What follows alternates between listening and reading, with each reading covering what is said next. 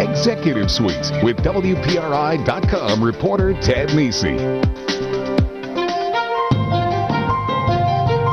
The stunning implosion of 38 studios at a cost to taxpayers of nearly $100 million has many in Rhode Island wary of state support for private companies. But 38 Studios is an outlier. Two other tech firms tapped the same program for much smaller amounts. A $4 million guarantee went to the corporate marketplace in North Kingstown, and $1.5 million went to NuLabel Technologies in Providence. What are they doing with the state support? And can it continue after 38 Studios collapse? This week on Executive Suite, Chris Crawford of the Corporate Marketplace and Max Winograd of NuLabel Technologies. Welcome to Executive Suite. I'm Ted Nisi.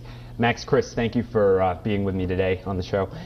I want to start off with just a discussion of your companies, because you're not household names, before we get into the fact that you also use the Job Creation Guarantee Program. So let's start with the basics. Chris, I read an old article that called your company relatively invisible. So what's the Corporate Marketplace? What do you do? We actually tried to hide initially. We are a technology hub that literally plugs in to two different sides of an equation, making a process that used to not exist happen.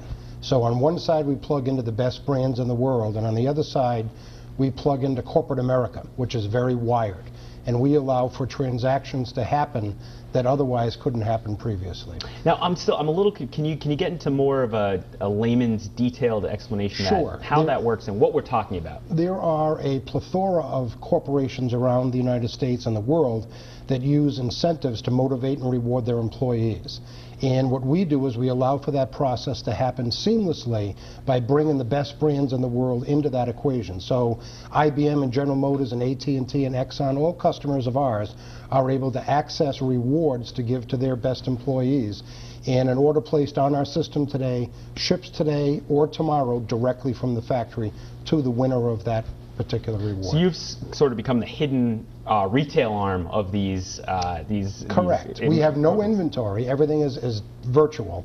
And we have redundant systems in Denver, so if anything ever happens here in Rhode Island, storms or whatever, we're up and running out there instantly. And I've read, I think, that you got the idea from your previous work for you founded this company around 99 or 2000. Correct. And where'd the idea come from? What gave you the spark? It came from calling on the largest houses out there that manage corporate programs and seeing that they were going through a very arduous process of paper-driven. And it was very complicated and difficult for them, particularly to get jewelry. And Rhode Island, being the jewelry capital at the time anyway, allowed us to bring a lot of Rhode Island companies into the mix to get sales that otherwise they wouldn't have had.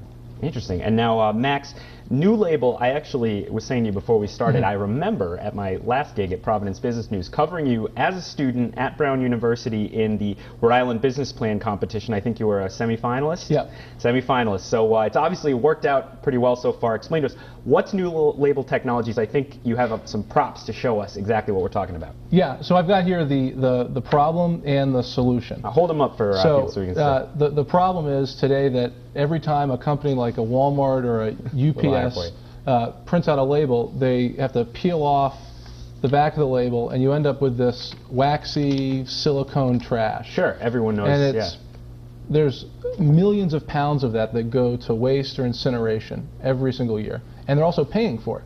And in this day and age of profitability and productivity, we still deal with labels that are 40% waste. So this is where our technology comes in, and what we've developed is it looks the exact same, except we've developed a liner-free label that doesn't have a backing. It's not sticky to the touch, so nothing you can run your finger over it, nothing to peel, but the adhesive's here, it just isn't active yet. And so what we've developed is an activatable adhesive and an activation hardware that goes in the front of label printers. So it's a retrofit for your existing FedEx printer, or your pharmacy printer, or your supermarket scale printer, or even your beer bottle labeler. So theoretically, I'm thinking of a prescription at CVS, not to say they're your customer, but they print out all those little labels that go in the pill bottle and everything. In this case, CVS would buy your hardware and your product here and put that on the end, and they'd feed through, Ted Nisi at this address, and they'd have it now, and they could just stick it right on right off of there? Yep, absolutely. It comes out, it's instantly sticky. We can stick to anything, whether it's plastic, cardboard, or bottle glass. And the label itself, nothing changed with the image. So the printing process is the same. So it's a seamless integration, low-cost retrofit, and ultimately they're cutting costs and they're eliminating all the waste tied to their labels. And you were a political science major, how'd you come up with this idea? So I was able to, at Brown, partner up with my two co-founders, Ben Lux and Mike Woods. Ben's background is in polymer science. He was getting his PhD at the time. We convinced him to just get a master's and start NuLabel. And then Mike's background is in mechanical engineering and manufacturing and design. And so together they represent the brains behind the glue, the brains behind the hardware, and I'm the guy on TV, I guess. Well, that's not a bad thing to be, I would say. And I think I read that you looked at a lot of different possible solutions to this, and one was barnacles. Yes, we did. We looked at everything from what's out there in nature today, where you've got barnacles that are hard to scrape off, so we wanted to see if maybe we could use the special anti-proteins that are involved there. We looked at enzymes, we looked at UV, heat, pressure, all these different types. But at the end of the day, none of them were cost-effective solutions for customers or were able to sort of be pulled together and commercialized in short periods of time. So that's what this technology comes into. It's the first activatable adhesive to come out of a label printer that can stick to plastic. Very cool. So the reason you're both here is something I should say. There's no connection between you two other than the reason I brought you both on today, and I appreciate you being here, is you both tapped the Job Creation Guarantee Program. Now, for the people at home, Rhode Island's been in the business of backing loans to local companies for decades. There was the Industrial Recreational Building Authority, has been around since the 50s. But this new program was created to provide guarantees, as I understand it, for companies like yours that don't have tangible assets, hard, big trucks or whatever, and have intellectual property. It was going to be $50 million. Famously, it got up to $125 million. 75 went to 38 studios. That's a long way of saying this is the 38 studios loan program.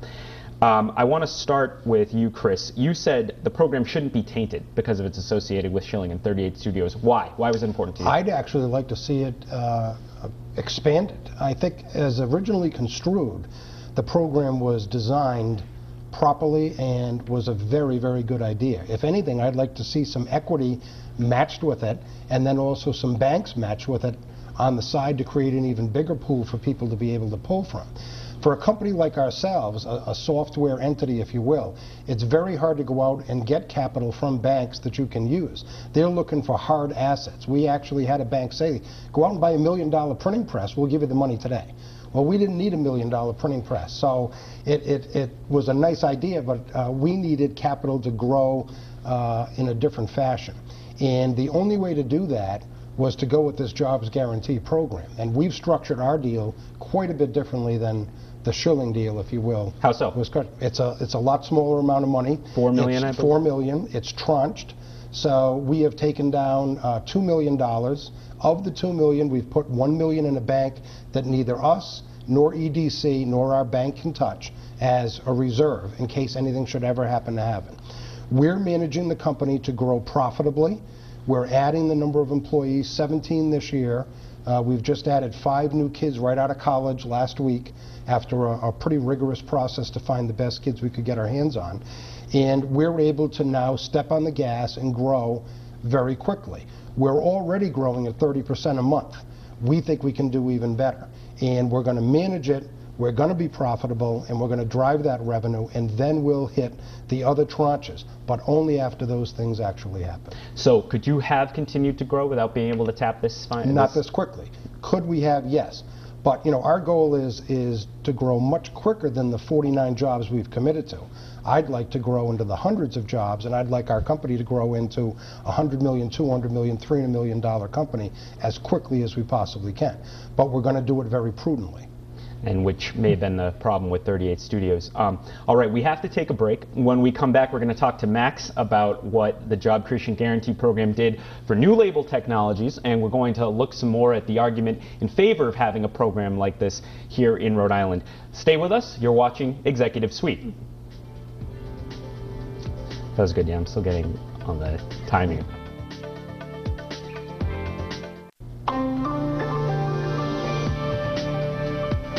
Welcome back to Executive Suite. I'm Ted Nesi.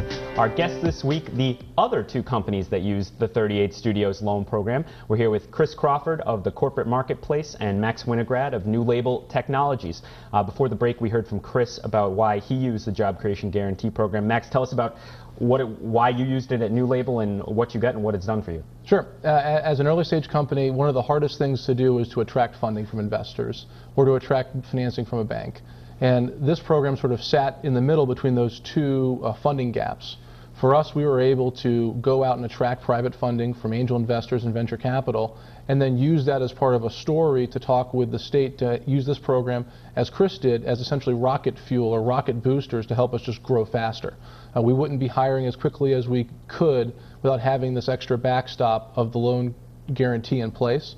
And I think having that along with the private sector funding created additional comfort for our existing investors and potential investors, knowing that there's more capital coming to NuLabel so that we're more financially stable for a longer period of time. How rigorous was the process you had to go through? What was sort of, how much did you have to tell them? What did you have to show? What went into that? It was a very in-depth due diligence process. They had several site visits to Providence, to our facility. They met with members on our board. They met with members of management beyond just myself. They looked through all of the basic financial documents that any investor would ask to look through. But in addition to that, they looked through a lot of projections to see where we saw that we could grow. And then they went through, and their underwriters did a sensitivity analysis. What happens if we were off by 15%, 50%, 80%, and things were a lot slower or a lot faster? What would that do to the company, and is this still a good investment in this business? Even though the state has not made any cash investment in NuLabel, they are out there with that guarantee, and so they wanted to make sure that the underwriters were confident in the sustainability of our business. That's an important point. In your case, then, you haven't actually tapped the cash, the $1.5 million. You haven't received any checks from it yet. The guarantee exists, and your investors know that, but you haven't gotten any money from it yet. Correct. And that's, I mean, I think part of the value of the new guidelines that came in place for Chris's deal as well as for NuLabel's deal is that there's this private sector component as well as the public sector component. And for us, we closed on a series of investment from private sector investors, angel investors and venture capital, 3 weeks before we were able to close on the Job Creation Guarantee funds. And because of that, there was more confidence going into that investment or that decision by the board. And then you also had the fact that the Job Creation Guarantee was coming at a time where that wasn't our sole source of capital. And so we haven't needed to tap it because of that, but we have it as a backstop so we can make better business decisions because we're not living hand to mouth every single day because we're worried about our cash flow. Instead, we're able to take a little bit more risk, but at the same time being more judicious with how we're going to grow a profitable business because there's a lot of additional hooks attached to this money. I'm personally a guarantor of that $1.5 million. And so we take, and so are my co-founders, and so we take that investment very seriously.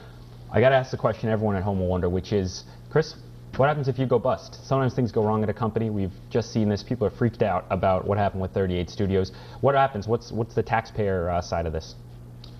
I think that the taxpayers are protected in our particular case because we're managing the process a whole lot differently than maybe it's managed in the past. Yeah, things can go wrong, but we've got a very savvy board of directors, again, back with some equity folks, and I think we're going to marshal the resources properly as we grow this to alleviate that risk. The bank is committed to actually buy out this particular program in advance if we continue to hit our benchmarks so that EDC can redeploy the money with other companies. And as with you, I'm personally backing everything that we're doing. Max, I mentioned earlier you were a poli-sci major at Brown, and you know this has fed into a broader debate about the involvement of government in the private sector and in picking winners, as Republicans often say. I mean, what's the case in your mind? Obviously, it's helped your company personally, but what's the role here, and how do you defend that to people who say, look what just happened with Schilling's company? Yeah, I think the critical opportunity is there's no way that you could create a program like this where you're not picking winners from other people, but it can all be a pool of winners. If you say that it has to be private sector backed before they even are able to apply for the program, then you've already got a pool of winners. They've already gotten traction from savvy, sophisticated investors that have already made a lot of money investing in other companies. In addition to that, you have to add into the factor that someone's willing to bet on themselves and really put their financial future, a personal guarantee, on the line for this, as they would with a lot of traditional bank lending.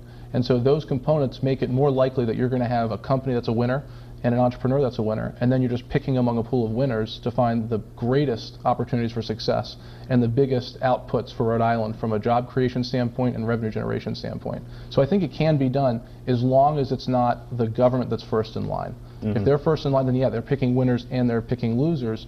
But if it's after private sector has come in and invested, and there's a personal guarantee on the line, then it's picking winners from winners. There's also, in your case, Chris, the validation of revenue, the fact that you have customers. Right, we're doing tens of millions in revenue a year and growing at 30%. And I found the process within EDC to be equally rigorous, and it was not a rubber stamp kind of a process. I think sometimes EDC gets a bad reputation amongst the public. I found them to be very thorough, and I think some of the people on their finance committee are former bankers. They're at the head of the SBA. They did their due diligence, and I think, again, to go back to your previous question, it alleviates some of that fear that Rhode Islanders might have. And you used EDC loans earlier too, small business loans, and you paid those back, right? We paid them back early, and I think that's where EDC also had a comfort level in working with us.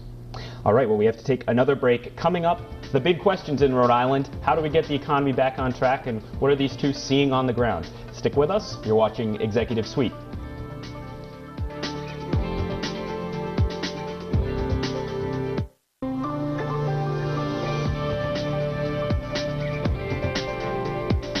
Welcome back to Executive Suite. I'm Ted Nisi. Our guest this week, Chris Crawford of the Corporate Marketplace and Max Winograd, NuLabel Technologies. Gentlemen, I want to do a quick gut check with both of you. Max first.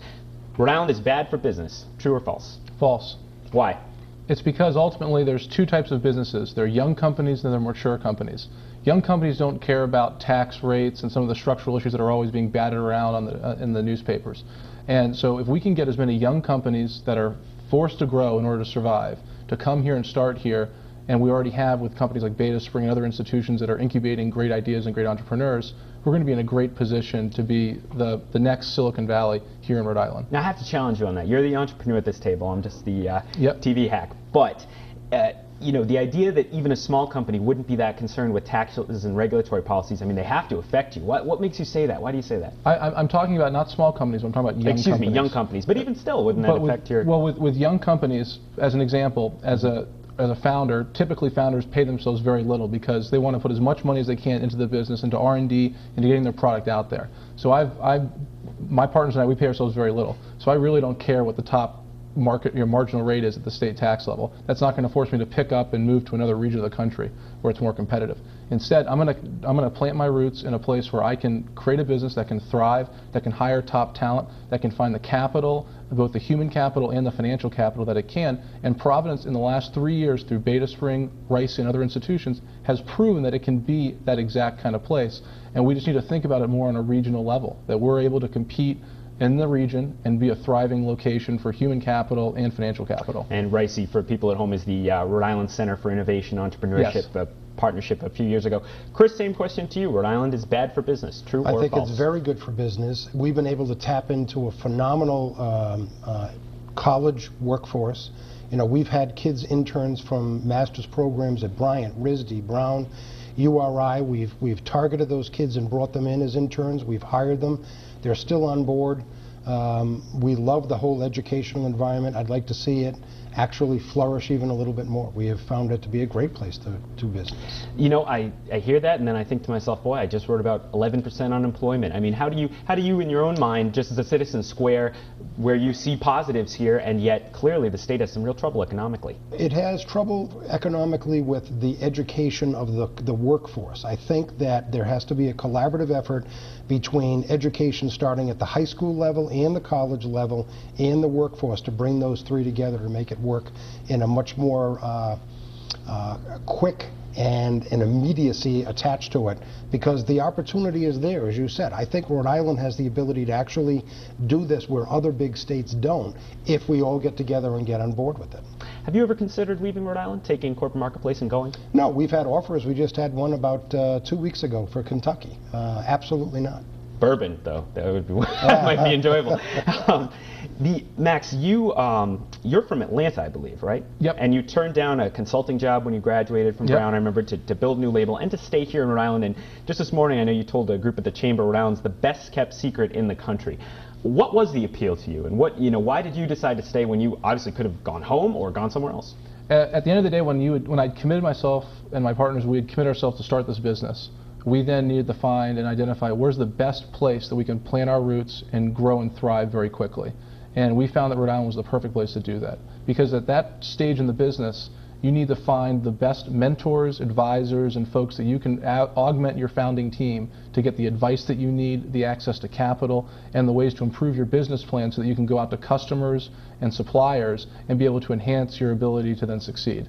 And those mentors are terrific right here in Rhode Island. In such a small, accessible state, you can connect with people across different trades and organizations and industries, and that's what we're able to do. And with programs like Beta Spring as an accelerator that takes startups in and for just 12 weeks mentors them and gives them the kind of connections and network that they need to succeed in the field when they go on their own, we were able to tap into that in their first year in 2009. So we found that Providence was ripe and the perfect spot for us to grow as a business because we had the network that we could immediately tap into. And you feel strongly, I've heard you say that before, about it's not something that gets discussed a lot in economic development, mentoring. You think having a network of more senior and seasoned executives or business people to talk to, you think that's very important to the culture of the place? Absolutely. I think that the cheapest and easiest way, and probably the most efficient way for this state and for the citizens of this state to eventually pull ourselves out of the structural problem and grow the pie that is both revenue and employers in the state is through mentorship. And it has to be organic, it has to be one-on-one, and it has to be based on the self-selection of which people who are experts in their field, who are industry veterans, who maybe are people that have decided to retire to Rhode Island because they love being near the water, that they've been able to then come out and be a part of their local community and mentor the next generation of entrepreneurs, the next generation of skilled tradesmen. And we can leverage that opportunity at a cost of zero to the taxpayer. We're running short of time, but I want to finish up by getting both of you just sort of the business outlook for your companies, back to what you do day to day. How's it looking? Where are things right now? What are you looking at moving forward? You just did Very some hiring. positive with our new group of kids that we've just brought on. We can get back to where we can grow, 40, 50, 60% every single month. So we're very excited about it. And how much have you been affected by the recession? How have you seen demand? What did you see there, and what's it been like since? We weren't affected, but 1 year we had a slight reduction in revenue, but other than that, it's been a straight ramp up. And now, Max, I think you're a little earlier stage than corporate marketplace, right? You're still talking to companies and about. So we have generated some revenue to this point, but it is not nearly at the $10 million number yet. But what we have done though, in this year is, for us, this year is the year of the launch. And so we've already begun that rollout.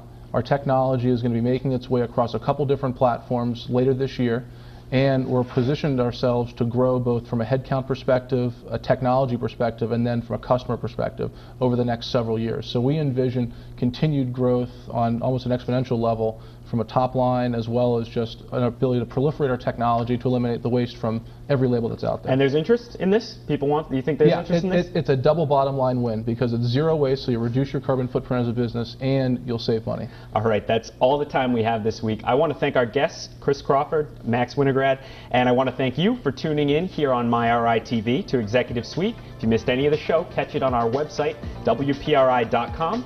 I'm Ted Nisi. We'll see you next week and every week on Executive Suite.